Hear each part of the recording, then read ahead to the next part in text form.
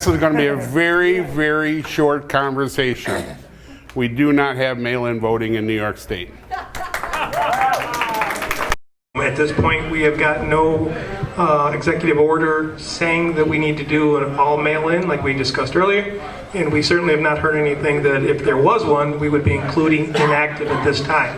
It's necessary to have one party overseeing the other party in a bipartisan way to make sure that the elections, the results that night or whenever we can certify them, which is as quick as possible, are results that you can trust in.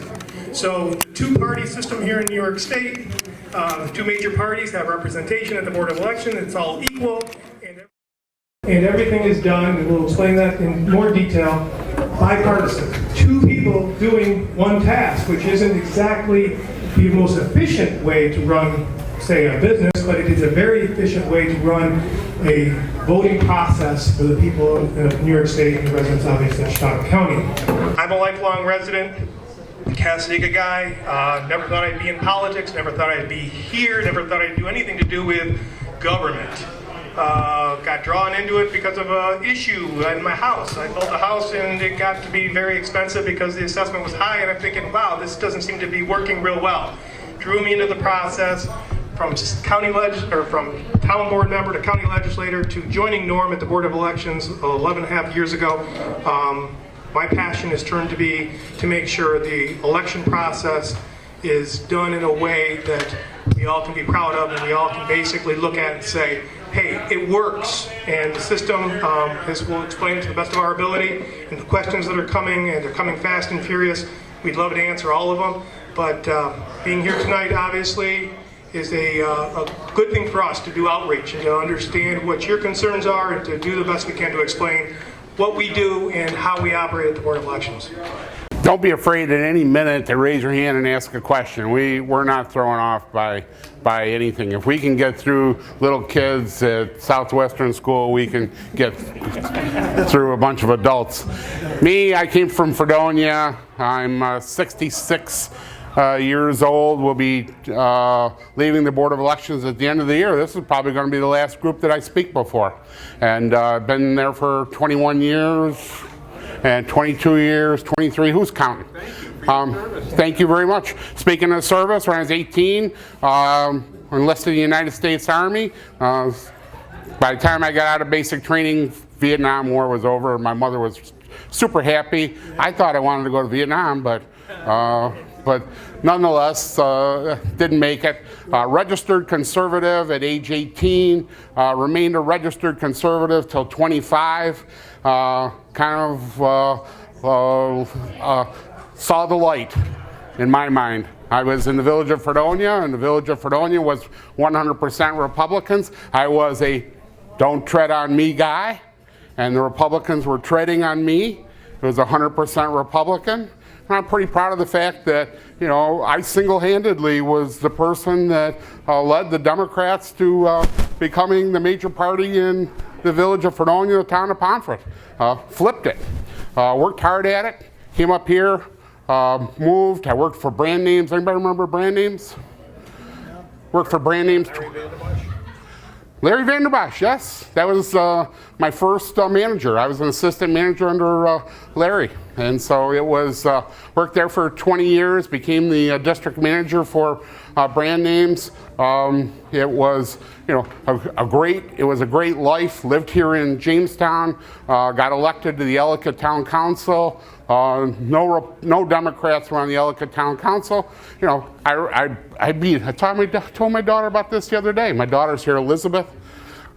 She's from Philadelphia, school teacher in Philadelphia.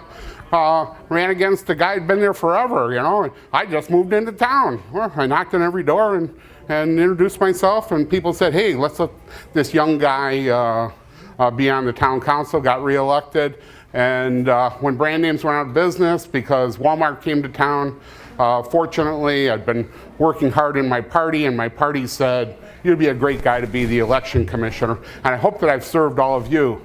And I can tell you over the years, even though Republicans, you say, hey, I'm a Democratic election commissioner, there is no partisanship when it comes to a voter calling us up on the telephone asking us how to vote, how to register, how to vote absentee. You want to go? Sure. I'll keep going if you. So like what Norm was saying there at the end, we look at the voter as a customer.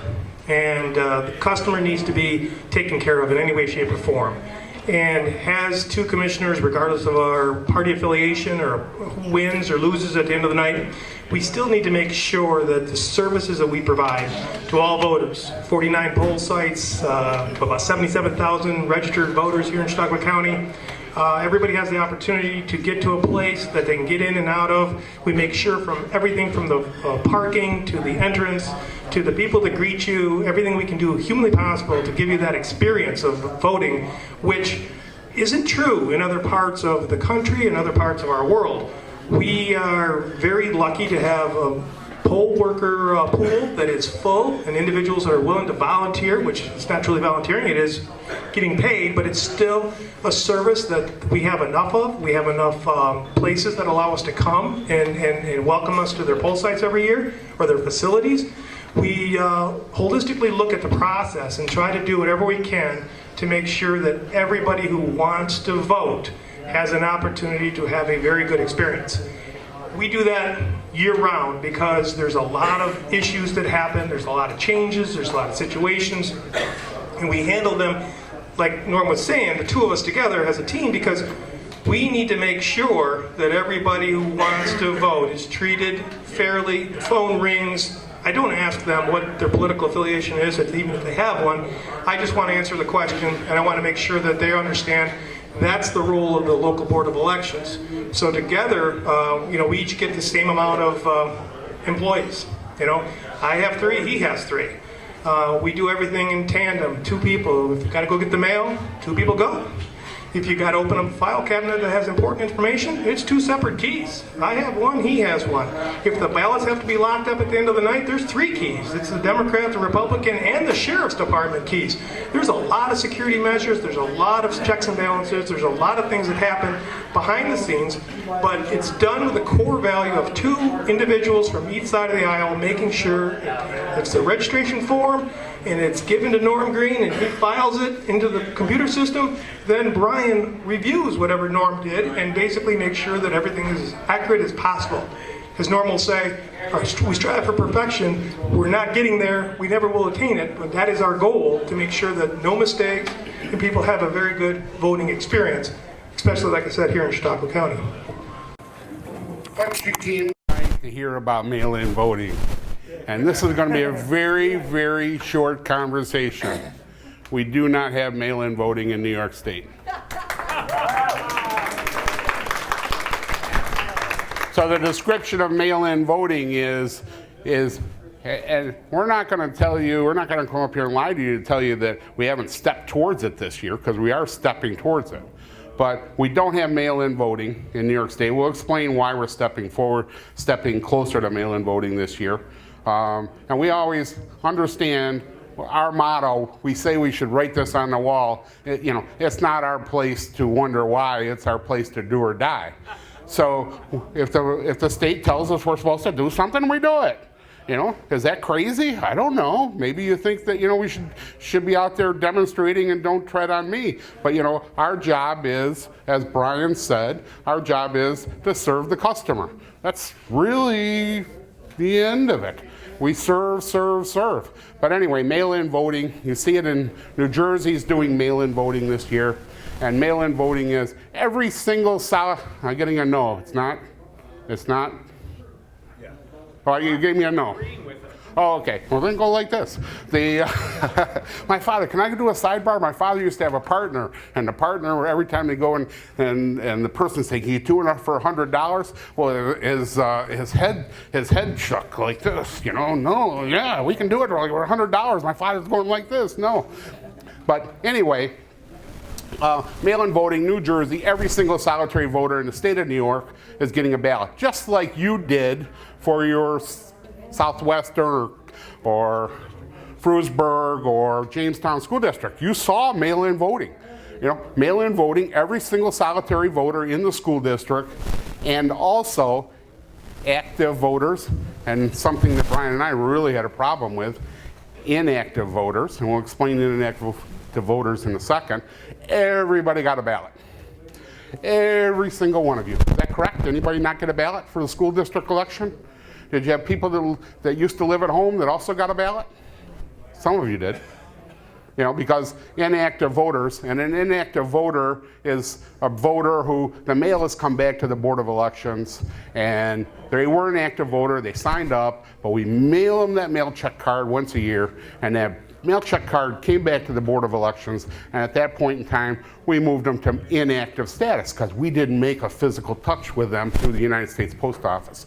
But for that school district election, every single active and inactive voter got a ballot, and that is mail-in voting. We don't do that in New York State.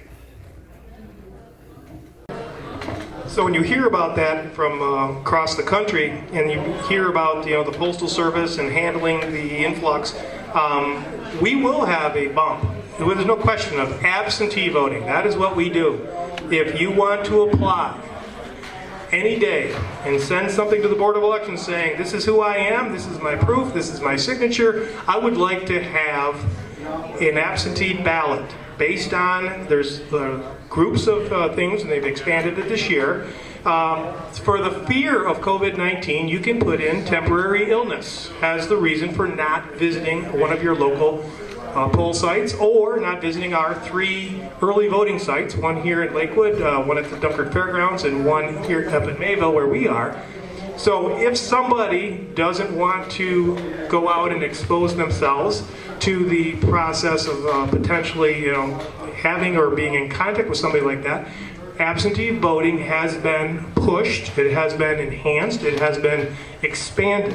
Now, at the Board of Elections, we normally on a presidential year, which is every 4, as you know, get roughly 4,000 absentee ballots asked for and mailed to us. We are currently already past 4,000 absentee ballots that have been asked for. So we're expecting a big year. I think this is August, right? You would never know it's August at the Board of Elections because the phone rings like it's election day. There's a lot of concern nationally. There's a lot of questions. There's a lot of people concerned about the COVID situation and how we're going to get through this process. We got through the June 23rd primary process with the COVID. We will do it again in November on the 3rd. It will take some extra lifting, yes. Cleaning, yes. Making sure everybody's wearing a mask, everybody's wiping down every usable item that we give them. Will we take all the precautions? Absolutely, yes. But the absentee part, the absentee piece, is to take the stress off the poll sites, and they've made it easier to allow people to apply. So when you hear mail-in, that's what Norm described. You did participate if you sent your ballot back from your local school district in mail-in voting. And the assistant was done by the Board of Elections. We actually tallied the votes for the city of Jamestown and Southwestern and a large group of them. We actually assisted them in that process. We're going to do that again, but it's going to be our election. It's going to be absentee. So while you will see an increase, I would say we could get as many as 10 or 12,000 individuals who would like to use the absentee voting. But there will be also probably 40,000 people or more that will come out either for early voting or for election day voting, and we will take care of them, like we have in the past. So while it is leaning a little bit more towards non-in-person voting, it's not mail-in voting, and the Postal Service and all the inquiries you're seeing are truly something I would not concern myself with because I have confidence in the United States Postal Service. Would I encourage you to do it early if you're going to do absentee voting? Absolutely yes. Would I say don't leave it to the very last minute? Certainly, but I would set that before any sort of stress, is put on our local Postal Service. Anything can go wrong at that level. The time frames are a little tight. You shouldn't put yourself in that position or them in that position. If you're going to do that process, do it early. So again, what is absentee voting normally? It's number one reason, you're out of the county on election day. That's still the case this year. Out of the county on election day. The President of the United States will not be in Florida on election day and has already applied for an absentee ballot in his particular situation. The second item is a permanent physical disability. We all appreciate the fact that a permanent physical disability is a valid reason for someone not to be able to have to go to the polls. A lot of times it's senior citizens. It really has to do with the age, but it's also people that are in a wheelchair, that have a difficult time getting about. That's not to say that people with wheelchairs and people that are 90-some years old don't go to the polls. They do. But that is an accepted reason. And then we've always had temporary illness. And temporary illness makes sense. Temporary illness is I'm in the hospital, I have the flu, I shouldn't have said that. That was probably a key word there, wasn't it? I broke my leg and I can't get around. That everybody accepts as a reason. Now the touch point this year is that temporary illness is also going to be allowed for anyone that has a concern about going into the public due to the pandemic. So you'll be able to check off every single one of you, yes, or every single one of you, no. Want to do it? Don't do it. You want to do it? Do it. You don't want to do it? Don't do it. You would check off temporary illness, and then the Board of Elections will receive your application. We'll schedule you for an absentee ballot, which will be mailed out September the 18th if you apply between now and September 18th, or the same day that we receive your application if it's after the September the 18th, and you'll be able to vote. I thought I'd get booze on that. No booze on temporary illness for COVID-19.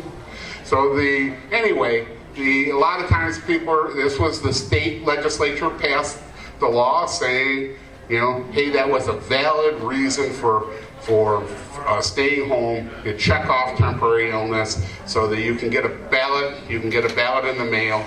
That legislation was only for this year. We're hoping that by the end of the year that COVID-19 is over with and we're not going to need this legislation for next year. But anyway, that's the legislation for this year. And the point that we would make in defense of this, a lot of people will say that, gee, everybody should march to the polls. Everybody should go to the polls. You got to go to the polls. If you can, you got to go. And we say, and we're going to have the polls open. And we're going to have everybody at the polls is going to have masks. We're going to have masks available for anybody that wants to come in. Dirty little secret, if you come in without a mask, we're going to find a way to service you. We're not going to be standing at the door tackling you. My tackling days are over. We're going to service you because that's what we do. We service you, but we're also going to do everything we can to protect anybody else from the virus or from being uncomfortable about the virus so they can vote on Election Day. And those of you that have a problem with people who want to stay home, that's fine, but it's our job to serve everybody. And the bigger trick across the state is a lot of poll sites are not opening for commissioners like myself and Norm. They're just saying, no, you can't come in. We've been very lucky. We have 49 poll sites, and all 49 of them have opened their doors and said, come on in. That's not the case across New York State. Another problem in New York State that we haven't endured is the poll workers. Enough of them willing to be frontline people that day and basically be there for 15 hours, well, about 16 and a half by the time the day has started and ended, to work as a poll worker. Those people deserve a big pat on the back, because not only do we have enough of them, we have probably maybe even a surplus of people who are willing to step up. And I got to tell you, myself and Norm go in front of the entire state association, and we are probably the only county that can make that statement. We are the only county that probably did not shut down a lot of poll sites based on the fact that people just pushed back and said no. Now, I will correct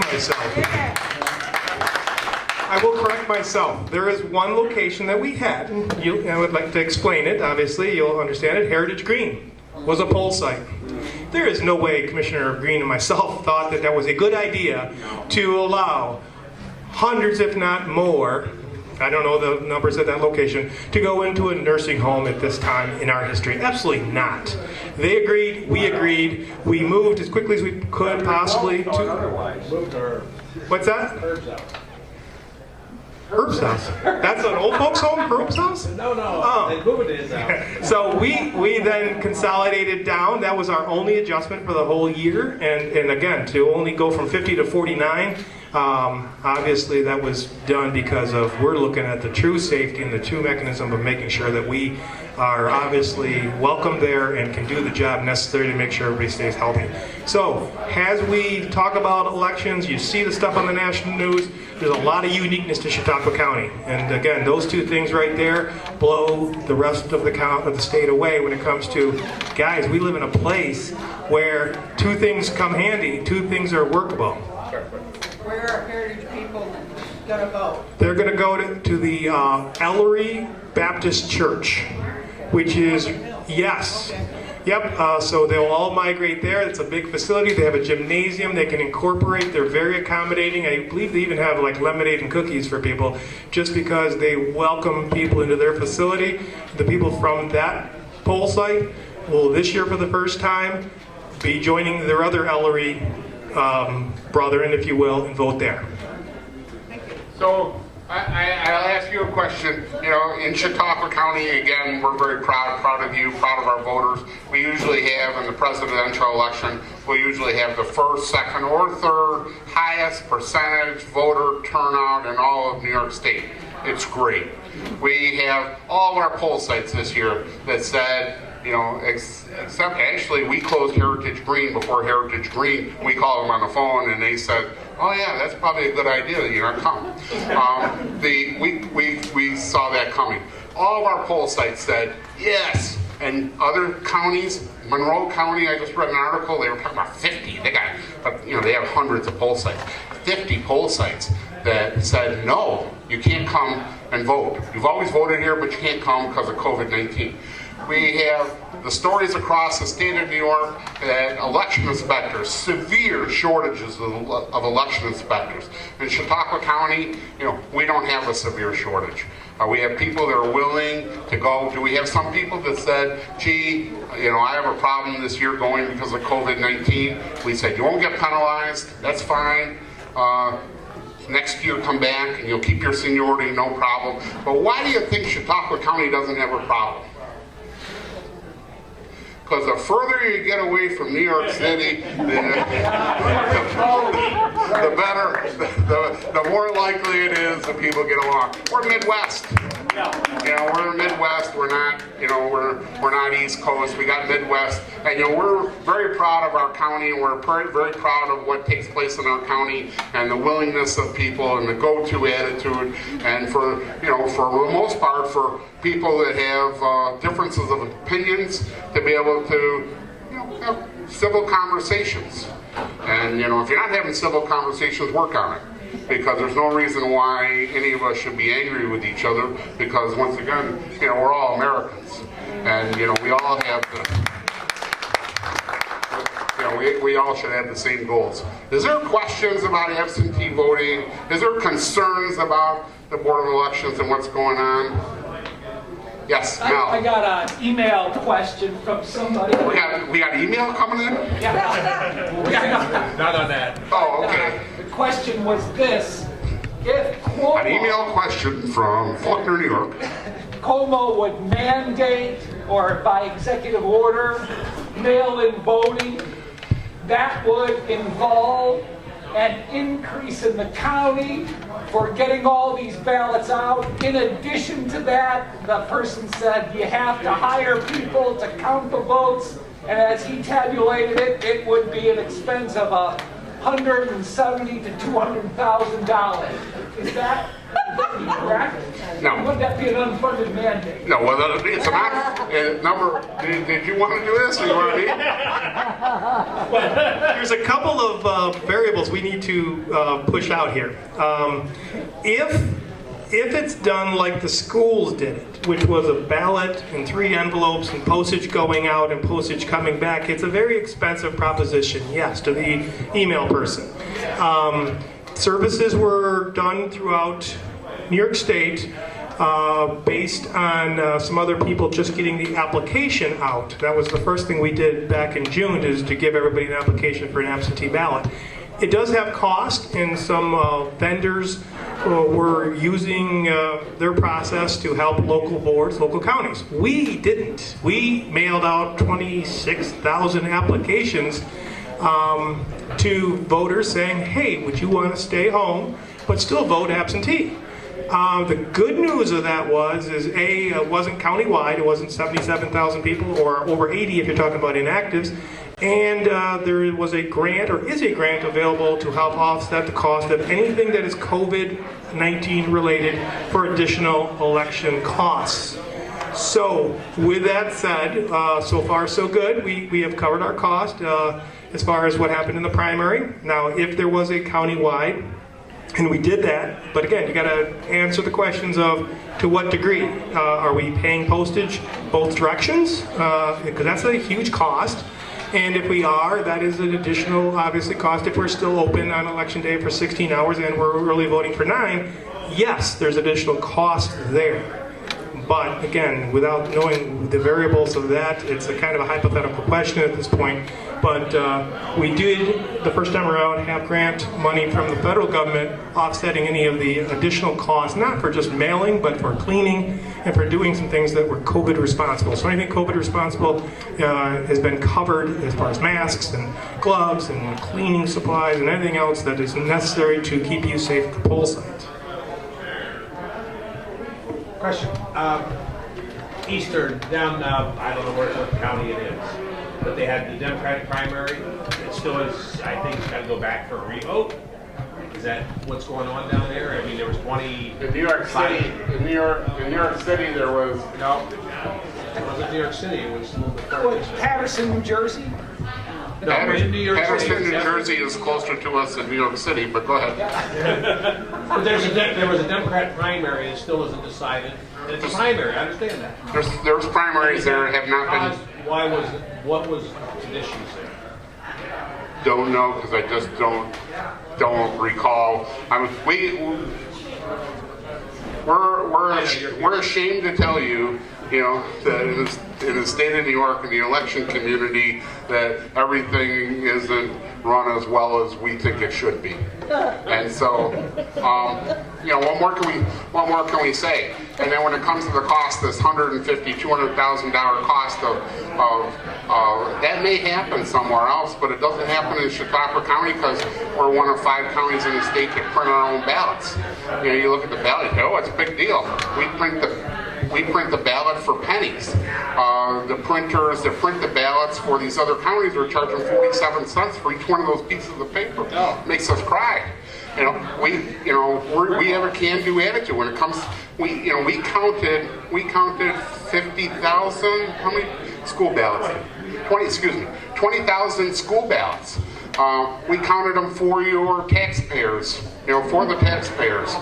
We counted them very minimal. I think we charged $200 to the school district to count the ballots for them. And they got that so they could get the results that night. Other school districts across the state were 2 weeks later, still didn't know what the result of their elections were. I mean, there's a lot of things that we're able to do, that we do in Chautauqua County. We don't get paid extra for it. We just, that's our Chautauqua County mentality, right? I mean, our Chautauqua County mentality is go to work, do the job, do it as hard as you possibly can, and that's exactly what we try to do every day of the week. So when you say that this election might cost $100,000, $200,000, maybe in another county our size it would. Go ahead. Question on the school voting. Was there about the same number of people that voted with the mail-in as they do normally? No, and I'll give you a little dirty secret. I called and talked to the Post-Journal and said, you ought to actually run a real story about that because it's very interesting. Did it cost a lot more? Yes. Did a lot more people participate? Absolutely. We were there, Norman mentioned it, we were there one night till like 11 o'clock at night, and then we got started next morning at 7:30 because we wanted to get as many school districts through the system as quickly as possible. But I believe on a regular Jamestown City school election, it's probably between 400 to 600 people participate. This year, over 4,000 participated. And if you go to your local school districts, I would imagine the numbers across all 18 of them would be very similar. While the results were larger and there was more participation, there was additional cost. Now, I think between the two, you can kind of come up with a plan of trying to incorporate people in the process.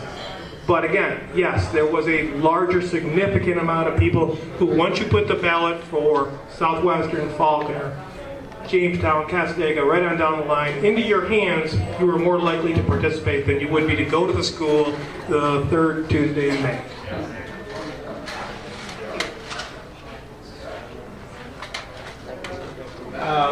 It's a Facebook question. Clergy and anybody who's deceased, how do you do the voting? Yeah, we missed that question. Okay, this is kind of another inside secret, and it's not exactly the most technical thing in the world, but guess what? Every day, we have two staff, of course, the Republican and Democrat, going through the newspaper obituaries. And anytime we see an obituary, we pull that person's name up. If they're an active voter still here in Chautauqua County, they are purged based on that document. That information is provided by the two major newspapers here in Chautauqua County. We also have a report that comes out from the Department of Health. We share information, obviously, with other departments, and we basically will take any information that we can that is a source document to purge people. And we try to keep our rolls as clean as possible, because having people passed away, deceased people on our rolls is not a comfortable spot for us. We want to be as efficient and we want to be as effective as possible. And we want, individuals to not go and sign next to their name and look down, 2 places down, and that's their uncle who's been gone for 2 years. That's not our goal. Our goal is to have same day purging of all individuals, the information that comes in, and yes, it is a daily event to make sure that our voter rolls are up to date and as accurate as possible. And like I said, the teams of individuals, people do this every day to make sure on election day that every bit of information is provided to everybody in the field and everybody here at the board is accurate. We can be pretty well sure that the dead don't vote. Dead people are legally allowed to vote in New York State under one certain circumstance, and you all are going to agree with it. Tell me who wouldn't agree that dead people should be allowed to vote. Everybody says they can't. But if you die in military service in a war zone and you've cast a ballot in New York State, your ballot will count even though you're dead. That's the only time. And we all are very much in agreement with that. I thought you were going to ask about the signatures. The signatures is a big deal. I'll finish the signatures and then I'll get to you. The signatures is a big deal because we're a signature in New York State. You go to sign in to vote and you see your signature that's next to it, and the election inspector is to compare the signature and determine that you're that voter, and it'll allow you to have a ballot. Absentee ballots, which is of your biggest concern, absentee ballots, when the application comes in, we check the signature and we make sure that the signature matches for the absentee ballot application. We also, when the ballot, no, we don't. We also, when the ballot comes back, we have a Democrat and Republican that goes through and looks at every signature on the ballot and determines whether that signature matches your original record. You've seen a lot on television talking about the rejection of ballots. So that's a big concern. People are saying, hey, I want to go vote because that's the only way that I can make sure that my vote is absolutely going to be cast. And you're correct. That is the only way that you're going to be absolutely sure that it's going to be cast. Why do votes get rejected in Chautauqua County? So this last election, we had more than 100 votes that were rejected, that were not counted, were not open, and the vast majority of those votes were because they were mailed too late. They had a postmark that was after the election. They had no postmark which there's been some rectification of that. No postmark, and arrives, Brian and I, if it arrives the day after the election, we presume it has no postmark, we err on the side of the voter. And we say, we're going to count it. Other counties didn't do that, or you might have seen that, so we've taken care of that. But that's the number one reason. There was only this last primary election, there was 2 signatures that we rejected. One was absolutely positively, the daughter, or looked like the daughter, looks like no offense that it's a female or a male, because sometimes a man can be just as neat as a female, but not too often. Obviously the daughter had signed the mother's name. I mean, it became apparent to us, it was a nice youthful signature. And the other one just plain old didn't match at all. And then we also had a series of people. We had probably 5 that the husband signed the wife's ballot and the wife signed the husband's ballot, which leads me to believe that one of those 2 people actually voted both the ballots and put them in front of the other person and say, here, how do you sign this? Or, and so has to be rejected.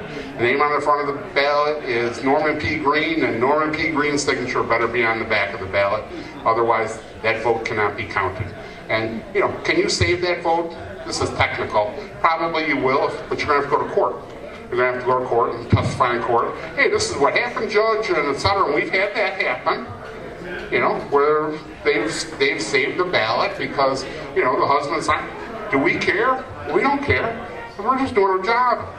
We're not invested in the idea that we want to throw people's ballots out. We don't care if they're Democrats. He doesn't care if they're Democrats or Republicans, and vice versa. We just have a job to do, and we're always talking to our staff, and we're saying, what will a judge say if we go and we tell our story? And we want to make sure that our story is a good story, a proper story, a legal story, so that when we go to court, when someone's contesting the election, and we go to court, that the judge is going to say what we like to hear him say. You guys do a pretty good job. But are everybody else conscientious here in this county? No. That's the big key. We know it's not. Around the country. Well, we can only speak for, obviously, like you just mentioned. Our question back there, but go ahead. We deal with New York State election law, Chautauqua County, and all the individuals. We want to basically speak on our behalf, and again, we speak at the state level. Myself and Norm have presented multiple times the way things are done here, how we make sure that the process is the way we described it. And a couple of things that Norm missed on, but I'll tell you a little bit of good news, is if you forget to sign it, it's invalid. If you forget to seal the envelope, it's invalid. Those are 2 absentee flaws that we don't have an opportunity to overlook and say, well, that's just going to be okay. But the good news is, this year, we will be implementing, due to the state, a correction. So if you send us an absentee ballot and you forget to sign it, say Herb forgets to sign, we'll send Herb a card, email him, call him, stop at his house, whatever, and say, hey, you got 7 days to correct that. So the opportunity to allow absentee voting to become even more efficient as far as making sure people who really want to vote have the opportunity to vote. We're going to have some new rules this year that's going to allow us to reach back and say, okay, voter, we got an issue here. We need you to address it. If you don't, we can't count this ballot. The position was, hey, listen, it's bad enough we're mailing, I'm going to be serious here, it's bad enough that we're mailing to every single solitary registered voter, inactive and active, in Chautauqua County. Already got that. We didn't need to compound the situation by forwarding it to somebody else's address in Pennsylvania that doesn't even live there and let this stuff float all over the world. The feeling was that, hey, we're mailing to everybody in Chautauqua County. Let's not let it go away from Chautauqua County. If you don't put our current resident, then it's that. So then you say, this is the question you want to ask. Well, what if I vote the ballot? What if I flood? I got this ballot. I got this ballot. I'm going to cheat. I'm going to break this person's name down, and etc. Number one, Jamestown was doing an excellent job of checking the signatures. Number two, you committed a felony. And we turn felonies over all the time to the district attorney's office. And I do understand that, but if somebody has just had a relative die and they want to vote that ballot because they know what their signature looks like, they could do it because they're getting an extra ballot. If you guys are not getting the deceased off the roll. They better have a signature match that is dead on. Well, but I'm saying those and I'm telling you, if you do that, and let me tell you, if you get caught, it is serious. And I understand that, but it does allow that opening to occur. It does give a crack in the door, but at the end of the process, you better have a signature that matches, and you better be prepared to understand that if we do find this, and we did find this with a person whose mom had passed away, and he voted here, and he voted in Pennsylvania, I'll tell you right now, that's no joke. And if we catch it, we understand it, we'll make sure that... I just wish it was a process that would make it easier for people when they sell property, they get the mail, that it would be very simple to do something different with the envelope or say, because it Return it. If the system is supposed to be, you're right, the system's supposed to be, that comes back to us, and we take care of that. But unless we get that document back, we can't take care of it. And again, that's where that extension is. Those 80,000 cards coming down, 8,000 coming back, we should clean up 8,000 people because they either moved, passed away, or whatever their scenario is. Our goal is to take all 8,000 of them, process them, and be as clean as we can. But if there's holes in the back end of that process, that's a problem, yes. The reason why we get a 70% voter turnout in Chautauqua County is because our rolls are pretty clean. If our rolls were dirty, the percentage would go down. And our percentage is amongst the highest in the state because we do a good job cleaning the rolls. Is that happening in all cases? Do we have problems? Absolutely, there is holes out there in the system. But nonetheless, you know, you got a staff at the Board of Elections working at it every day. Could you take it to a town clerk? Could you take it, say, can you forward this back to them? They'd be happy to. And they would be able to better address it? They'd be happy to. Not a town clerk or village clerk or city clerk in Chautauqua County that I wouldn't depend on to help with the system. I want to go back to your signature. I can write my signature today, and I can write it 5 days from now, and my signature might be different. So What's how your do you name? know it truly is my signature? What's your name? Shirley Davis, why? I said, what's the first name? Shirley, why? Shirley. When you do that S in there, that S stays the same your whole life. I don't think so, but that's okay. Yeah, the H, when you do that little H thing up there, that little piece up at the top, that stays the same. I's are really cool. I's almost never change, you know. Well, sometimes you dot them and sometimes you don't. So Well, a lot of people dot. That's not to say that we have to have a 100% match on Shirley, but I'll tell you what, there are certain aspects of Shirley that end up being the same. And I would tell you, go out there and write 50 times Shirley, and go back and look at it and say, oh my gosh, there's pieces that are alike. And, you know, that's what handwriting experts, you know, that's what they do. They look for certain pieces. It's not surely just exactly the same way every single time. It's the S or the I or the R. That R, that little circle thing that some people do on the R. Go ahead, sir. Terry Niebel, the legislator, in an article suggested that the governor might be able to sign an executive order to allow these mail-ins who haven't registered in 5 years, whatever, the inactive voters to be ballots to be mailed to them.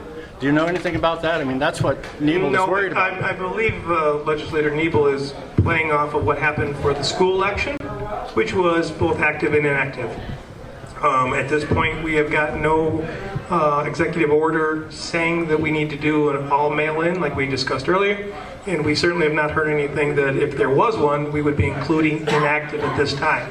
So the only answer I have is no word out of Albany saying that's the path we're going to go, and every day that goes by and we get closer to November 3rd, the least likelihood of us doing anything like that because of the stress it would put on the voting process. Could he do it? We could do it. Could he do it? Could Cuomo do it? Could our governor make a proclamation? Absolutely, yes, he could. And there's time for that. His proclamation has already come out. He's saying that we need to send applications to to inactive voters. Did he say that today? We were going to got a read new proclamation yesterday. We have to read the proclamations of the day, and we will get back to you, but we are going to follow. But as far as what was in that article, no, there is no proclamation to send inactive voters a ballot. So in defense of the schools and what happened in the schools, of which we hated, we didn't like the fact that they mailed in inactive voters, because we had these people in inactive status for a good reason. Mail had come back, they needed to be questioned, we're concerned about them. But they did that in a very short window. And their concern was not to disenfranchise anyone from that election. Disenfranchisement was the sole concern in that particular case. Even though we didn't like it, we understood why they did it and why they mailed it they could have mailed to every single household, which would have been worse. They mailed to every single voter who was on the active or inactive rolls, and that was pretty much a pain in the neck. How do you feel about the possibility of our national election going to mail? I've said this in my office, and I'll say it publicly, that if there is a conversion, like the states of Washington, Oregon, Colorado, it would have to be well thought out, and it would have to be a long-term conversion. We are used to voting in person here in New York State. We just exactly, a year ago expanded to early voting. To make a turn, if you will, for that type of process, it's a totally different labor-intensive and a totally different mindset on how to accommodate that practice with drop boxes and things that would help the process, and high-speed counting machines back to Board of Elections, and a software package that would do the matching of Shirley's name, electronically versus two individuals combing it. So while that is a possibility, other states are doing it. My only goal would be is if we are going that direction, that we have a plan in place that would allow us to convert over a time period versus like what the schools had to endure, which is in-house. Oh, by the way, here's your other situation. Very stressful, very costly, and very much a practice that people aren't used to. They're proposing national election. I'm sorry, did everybody hear the question? No. The question had to do with what about national mail-in voting? That movement being afoot, correct? That's 50 states. And everybody in the 50 states, if they're going to vote, they do it mail-in. I guess from boots on the ground in Mayville, and I'm not going to try to speak for Norm, but I will say on our behalf, his statement earlier, we just do what we're told. Now, how I feel about that is probably, obviously that's the direction I don't want to go. But if that's the direction that this country goes in, then again, let's do this in a way that somehow allows the process to have the constraints necessary to make sure that everybody has an opportunity to vote, and it's all done legitimate and not, with all the concerns that are out there. Well, sitting today, we're looking like at 3 months, approximately 3 months before election day. Is there time to get every state set up to do mail-in? No. Do you think there's a chance there could be a mail-in? No. election? Depends on who you vote in. No, no. It's even with myself and Norm. People are talking about drop boxes. Here's the thing at the state conference call. If we wanted drop boxes, we'd have to order them. They're not just sitting on a used car dealership someplace. By the time they came to us, we'd have to then find locations. And oh, by the way, not only locations, but secure locations. And oh, by the way, we have to send 2 people to those boxes every day to open them up, a Republican and a Democrat. And we'd have to have the logistics in mind and keeping the ballots. And you have a document that is golden in there. You can't just convert. Do I see that happening this year in New York State, across the country? No, I can tell you from our own experiences, I mean, it's coming fast and furious, and you said 3 months, it is closer to 2. I mean, we're Yeah, I didn't know 60 some days away, or 70, whatever. Yeah, it's getting close, and I'm telling you, right now, we've been ramping up for this election since June ended the 23rd, and we are going to be holding on. It's going to be a lot of work, and we're going to do whatever, but as far as, do I see that? No. But can I talk about a problem? You know, I've congratulated you, and now I'm going to say shame on you and shame on us. I'm sure it's nobody in this room. But in a local election year, we're seeing 29% of the voters turning out to vote in Chautauqua County. 29%. That means 15% actually controlled the election. 15% of the people. So there's a problem in the country that we have to figure something out. And you know, you can sit there and play the Star Spangled Banner, or maybe you go to mail-in voting. Well, the people of this county here are shorted on the public paper that is sold in this county. We have one paper, one party paper, and they're not getting the subscriptions for the papers that are needed to support the information to come out to all of us. We got an internet news guy in the back. That's fine. He's the competition now. But they're not. I open up my paper, which gets thinner and thinner every day. The service on the paper is getting less and less every day, and there's more and more people not buying the paper, so there's less people knowing who's even running, because they don't listen to the radio or things like that, and local politicians aren't on national television. So, a write-in vote would be a horrible thing. Half the people don't even know they were running. So there's a lot that's got to be done in this county to get the people aware of what's going on in this county. Here. Yeah, 29%. We go to schools, and the worst voters on the planet are 18 to 25-year-olds.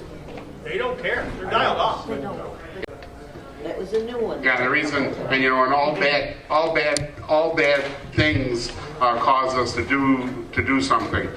We had one gentleman that was bringing in a host of people, and he was helping them to vote, and we needed to document that. Well, could we just go to that one town and say, oh, this is what you're going to do in that one town? No, we had to implement this countywide. We apologize, but we had to implement this countywide. And there was a reason, and the reason has to do with when finally this catches up, that this gentleman comes in, he's not going to be able to deny that he didn't bring all these people in to vote. We're going to have it in writing. Just to show you I'm paying attention. One more question. One or two more. Anybody got? We don't have one or two more. All right. We appreciate you having us. This has been great. Very informative. Thank you so much.